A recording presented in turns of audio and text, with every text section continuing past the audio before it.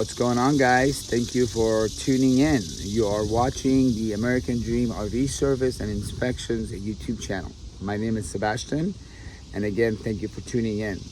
Today's video is about doing a little bit of renovations on the trailer behind me, okay? So my customer reached out to me and said that he just bought this unit, but it needs a little bit of work because it has some severe water damages in the bathroom and also on the flooring inside the living area. So he called me and asked if I could help him renovate the inside and make it look all nice, and I agreed to it, so here we are, okay? This is a 2005 model, so it's relatively old. And given that how old it is, there were a lot of water leaks that just went unnoticed, or they just didn't bother to address the leaks. But what has happened is that water leak has damaged a big portion of the living area. Right as soon as you walk in through the entrance, on the floor there's a huge water damage there, and then you also got some water damage right across from that location. You can see the mold on the floor, and also the bathroom needs to be completely renovated. And so here I am, and I'm going to try to help this customer out and try to get this job done within a few days. Okay. So I have already moved some of the damaged floor decking panels. I'm going to, at this point right now, today is just about cleaning it up, so that way when I come back in the next couple of days, I can just get to work. So right now I need to clean up all that dust and trims and nails and whatever that has accumulated from removing some of the older material. All right, so that's what we're gonna do today. We're gonna clean up and then have it ready for the actual job. And apparently there was a leak inside the bathroom sink, underneath the bathroom sink, I should say. And that water leak just kept going and going unnoticed until it was too late. And as you can see, it rotted out the entire bathroom flooring. So all of this has to be replaced as well, including the insulation, because the insulation also had accumulated a lot of moisture, which can lead to mold and also all types of illnesses, which is something we all want to prevent. And please, if you're gonna work on flooring anywhere near the bathroom, just make sure we're wearing gloves. Okay. There's a lot of you can easily cross-contaminate when doing these types of projects, and which can lead to severe illnesses. So we want to avoid doing that. You know, I go as far as even wearing a goggles and face mask as well. Okay. Anyway, so yeah, this is it. It's a really tiny, small trailer. It just needs a lot of major work, and I'm gonna get going. All right, guys. Again, thanks for staying with us so far, and I can't wait to show you what this is gonna look like when it's all done. I just replaced the corner floor decking that was completely rotted out. So I cut a big section of that area with the isolator.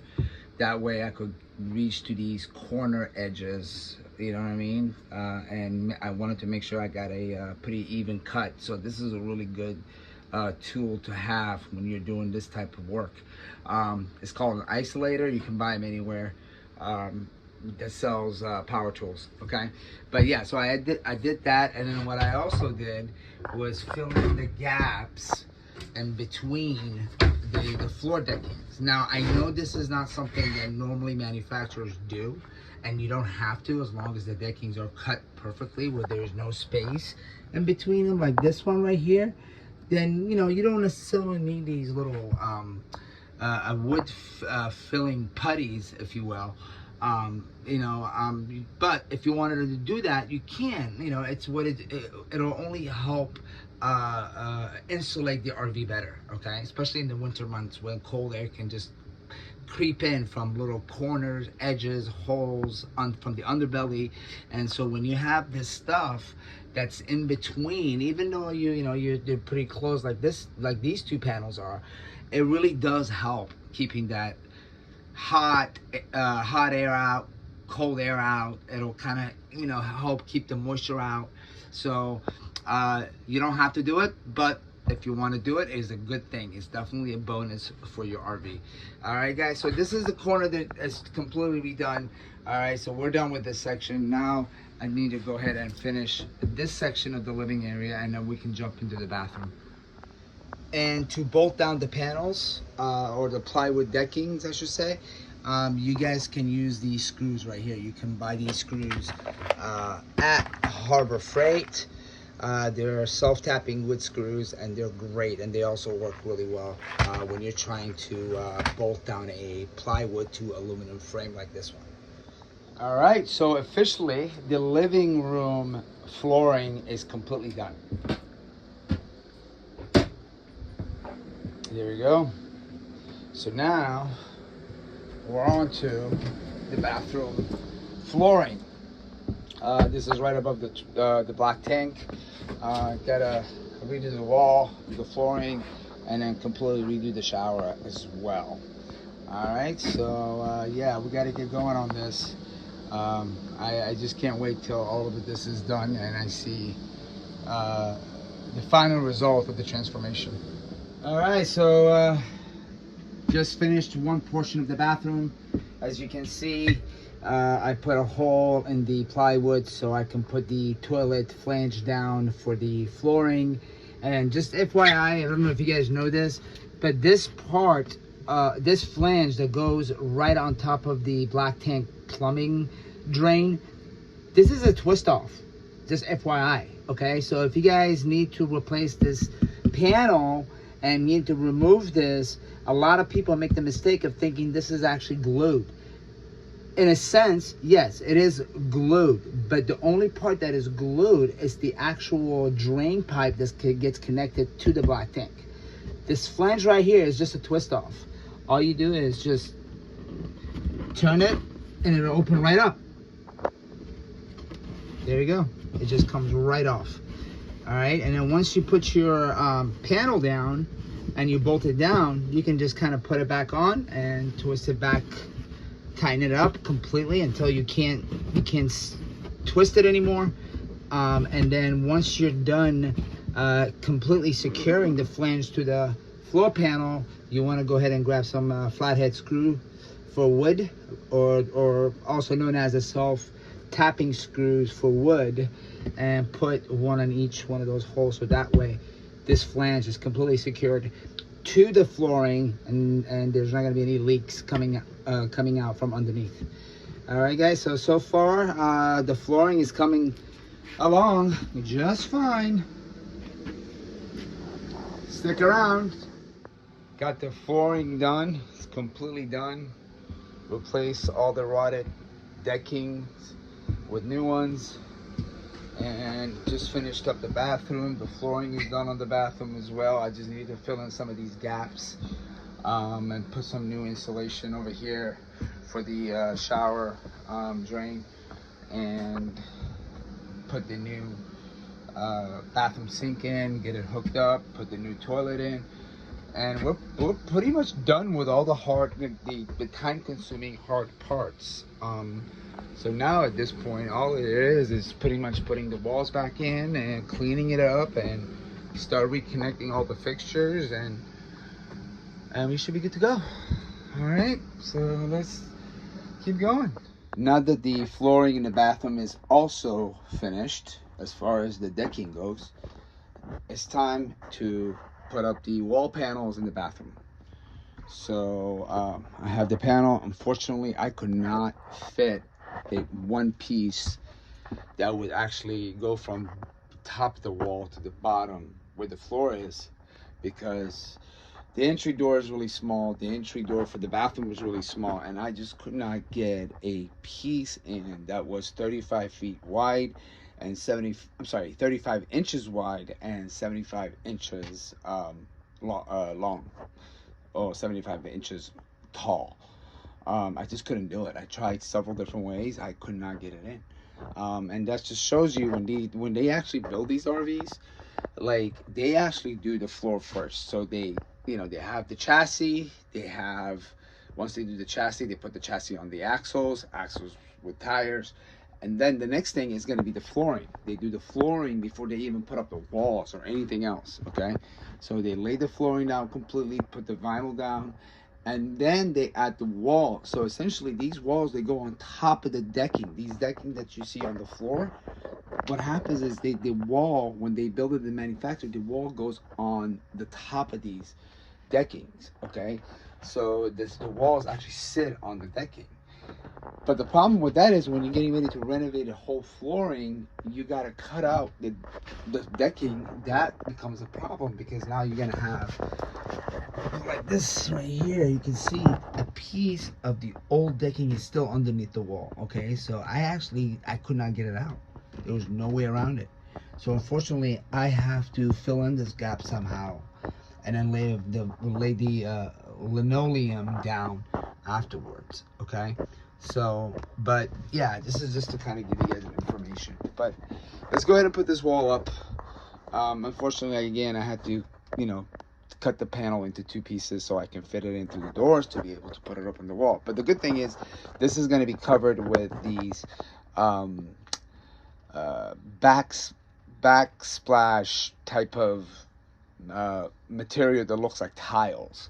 So these are going to be covered, and it's going to look really nice. And before you put up the wall panels, just make sure you remove the old staples from the beams. Okay, so this is a piece of the old staple that I bet that took a while, man. There was probably about 30 or 40 staple per beam. And I was like, okay, like maybe 10 or 15 would have done the job, but I guess they weren't playing around with that stapler. But you can see how many staples they had put in. And you really don't need that many. But I guess manufacturer does things their own way. All right, let's go ahead and put up the wall.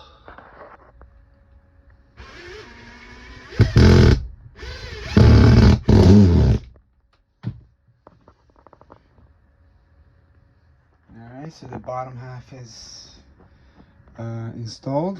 Let's do the top portion. All right, guys, so the bathroom is ready for us to lay down the vinyl. I believe the vinyl is called linoleum. And what we have to do, we have to apply the adhesive compound onto the floor and make sure the floor is covered, and then lay down the vinyl. Okay, and you can see the bathroom wall where it was rotted, it's also fixed. So we're ready for the vinyl. Let's go ahead and do that. All right, folks, so this is the linoleum vinyl that comes in a roll. So first section we're going to do is the bathroom, because that's going to be the hardest one. There's a lot of cutouts that I have to do, so therefore it's going to take me a little bit longer because I have to measure everything out. But this is how you get the vinyl linoleum when you order it. And you're also going to need to get this adhesive compound by Rec Pro, and it's designed for vinyl and carpet. Okay, and the trick with this thing is that when you order the adhesive and when it arrives, you got to make sure that it's stored at a place that's 65 degrees Fahrenheit and above for at least 24 hours before you use it. Otherwise, it's not going to work properly. All right, so let's go ahead and measure out the section we need for the bathroom. The bathroom is 3 feet is the width, and the length is 64 inches. So let's get going. All right, so I did the cutouts. The vinyl linoleum, it's laid down, but it's not glued yet. I wanted to make sure I had the right sizes and everything. All right, I wanted to make sure that I had the measurements, make sure that all the plumbing and the hole for the toilet, wanted to make sure all of that aligned before I permanently lay it down. So now what I got to do is make sure the toilet is going to go on that flange once everything is installed. And then once I'm done with that, I'm going to start gluing the floor and then put the linoleum back down, and we should be done with the bathroom.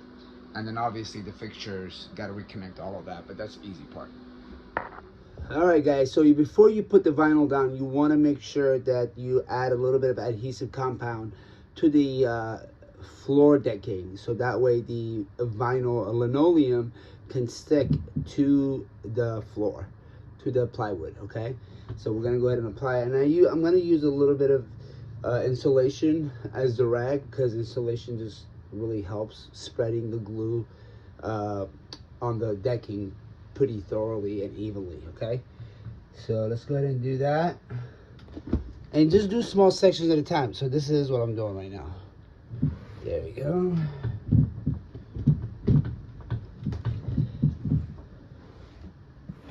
Just make sure you cover up, and you don't have to go overboard with the glue, just, you know, enough to be able to spread throughout the flooring. All right, so once you do that, you can go ahead and put the vinyl down. Let's put the vinyl down. All the way down. Make sure you press it well so it's completely flush. And there we go, you're good to go. And then you do that throughout the entire flooring. You just do small sections at a time. In addition to gluing the linoleum to the floor, it would be a good idea to staple them as well. Now, this staple process, you don't have to do this, okay? And the reason why I'm doing this is because I want to make sure when the RV is in motion that this vinyl is not gonna shift in any way. And the reason why I'm concerned about that is because we redid the floor, so the original vinyl was actually not trimmed. Like, I'm going to trim the edges, but it was under the floor, so therefore I had to cut it out. Okay, so if you cut it out and you put new vinyl down, what's gonna happen is it's not going to be as secure as if the walls were on top of it, if that makes any sense. So therefore, I'm putting staples around the very edges of it just to kind of keep the vinyl secured. Okay.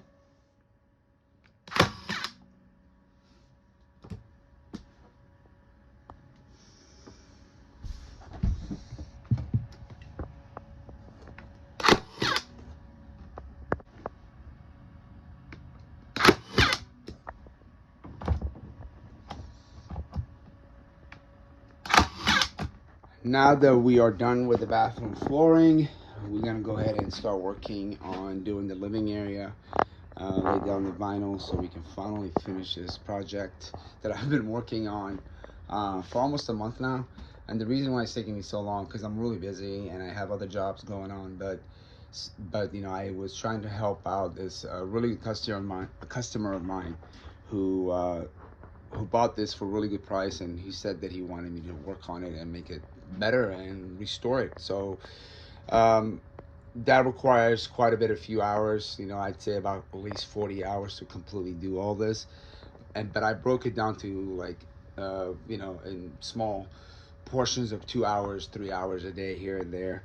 But we're getting there. It's almost there. I mean, this was the hardest part for the flooring because of all the plumbing and the draining and, you know, wires and stuff like that I had to cut around. But that's why I started on this one first. I figured, let me get the hardest part out first, and then I'll work on the easier part. So let's get going. Before laying down the vinyl, you want to make sure that you have completely vacuumed all the debris from the cutting and shaping the deckings. So you want to make sure there's absolutely no debris on the floor before laying down the linoleum vinyl. Okay, so this portion of the RV is actually going to be a little bit easier because there's only a few things that I got to cut around.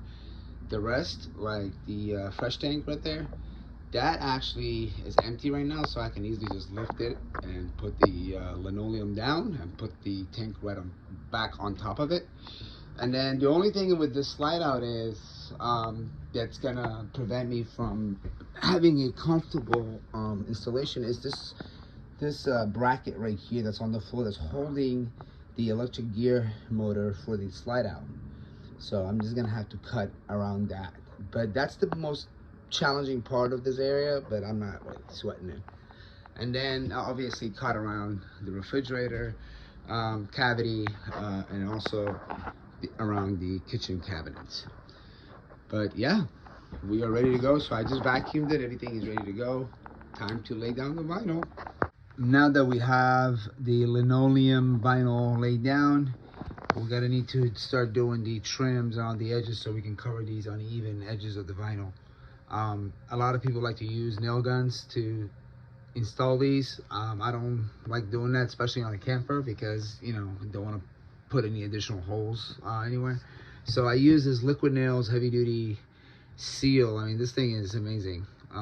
Just put a little beat, like a seam across the trim, measure your trim obviously first, and then cut it, and then add the seal on it, and also known as glue, and just put it on top of the edges, and just push it down for a few seconds. Make sure it's completely flush to the ground, and this should stick pretty well. You know, and then once it dries up, this thing will not move. Okay, so let's go ahead and do that. Once you lay down the trims, just press on it for about 30 seconds, 45 seconds, and then eventually the adhesive compound will stick, and you see how flush it is to the wall and to the floor. This stuff is amazing because you don't have to put screws on them. Looks great. So the stick and peel tiles for the bathroom walls just arrived. This is awesome because it doesn't require you to use really heavy materials. These are really light. I ordered enough to cover about 64 to 70 square feet of the bathroom. I know I'm probably gonna have a little bit of extra, but that's fine because I can always use the extra for other stuff. But anyways, yeah, so I gotta finish trimming the rest of the floor, the floor trims, and then once I'm done with that, I'm gonna start working on putting up the wall, putting up the tiles up, covering this wall, and then, you know, cover the remaining of this portion where the shower stall is. You know, whatever the tub is gonna cover, and the remaining I'm gonna cover it up with the stick and peel tiles, and I'm also I'm gonna caulk the edges and the corners so that way water doesn't get underneath the panels. All right, so let's get this ball rolling. But I'm very excited to get this job finished. Very happy about it. So I'm aiming to get this done today. Hopefully this is my last day here. All right, guys, so the bathroom wall was completely finished. I installed all the peel and stick tiles, and then once I did that, I reconnected the bathroom sinks, added a new vanity to the sink, and reconnected everything with the water supplies and obviously the drain and everything. So, and reconnecting the plumbing is relatively easy. Everything is pretty much made with fittings and elbows, which you need to crimp down, and that's pretty easy stuff to do. Okay, if you watch some YouTube videos, you should be able to find videos that shows you how to crimp PEX plumbing and install fittings and elbows and all types of couplers and stuff like that. Very easy stuff, okay? And the drain stuff, the drain plumbing, it's all pretty much twist offs and washers, especially with the drain. In most cases, you don't have to use a pipe cement to connect anything because the parts are all integrated with a washer and a twist off. Okay, so I reconnected that and reconnected the bathroom toilet and replaced the shower stall. So the last thing I got to do now is cover up the corner trims, cover up the edges over there, cover up that corner over here with sealants so that water doesn't get in between the cracks and gaps. This is the original wall from the shower, which was still good, so I didn't replace this area, and this is already sealed up. But I'm still gonna run a silicone all along the edges over there, just so that if anything is deteriorated, water will not get in there. All right, guys, so that's the bathroom. And the last thing I have to do here is pretty much clean this up, put the bed back together. I got a couple of more areas that I need to install trims, and I should be good to go. And this camper, it's almost complete. I'm very happy. It was a very long process. I'd say I did about a little bit over 40 hours to get this done.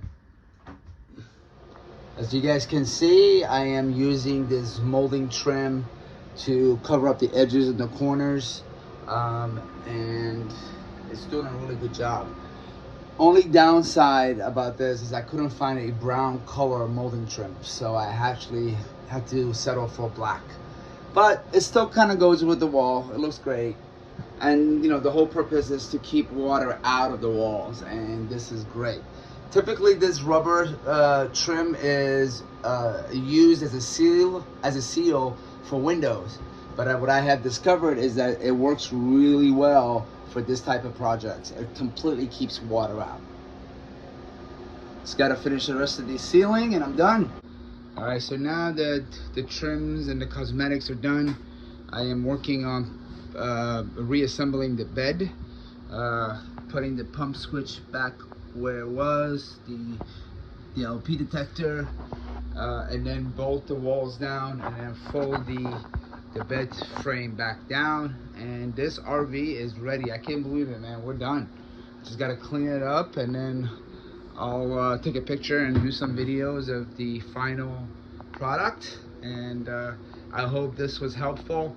I know I wasn't too technical with this video, but because my purpose was just to give you guys an idea of how simple these things are. It's not that complicated. You can do a lot of this stuff yourself, but I can understand you know, the idea of renovating a trailer can be a little overwhelming. However, once you start working, you realize actually a lot of this stuff is relatively easy to do. So yeah, let's go ahead and finish this up, and you know, let the customer know, and I'm sure he's gonna be well thrilled. All right, guys, so the job has been completed. After about 42 hours of labor, this RV is ready for camping. So let's go inside and see the work that I've done. Let's go inside.